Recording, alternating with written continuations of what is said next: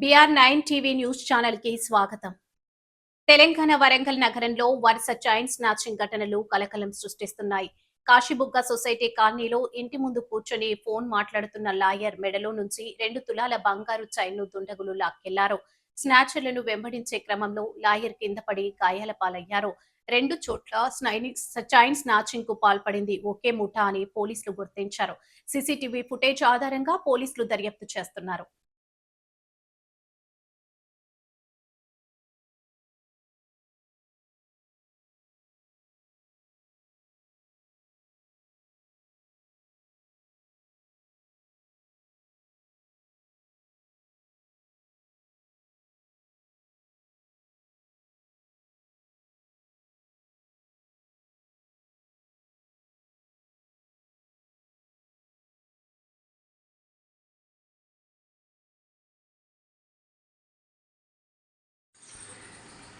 Evening సాయంత్రం పూట బయట కూర్చున్నాను.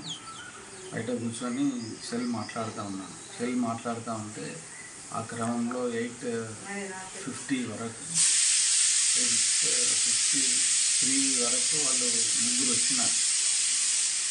ఇద్దరు బండి తీసుకొని వచ్చినారు.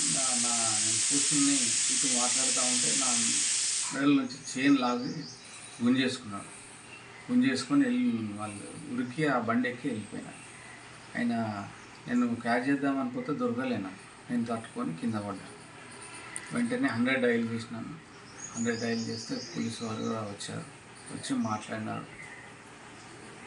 నా పిటిషన్ నేను అప్లికేషన్ ఇస్తే తీసుకున్నాను.